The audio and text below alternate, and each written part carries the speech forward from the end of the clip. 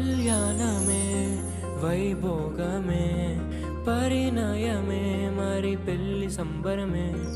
అందాల వరుడు పరిశుద్ధుడు చక్కని వధువు కన్యాకు.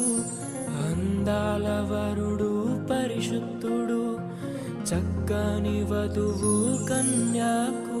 జరిగే పరిశుద్ధ వివాహమే పెరిగే నిరంతర సంతోషమే. జరిగే పరిశుద్ధ వివాహమే పెరిగే నిరంతర సంతోషమే.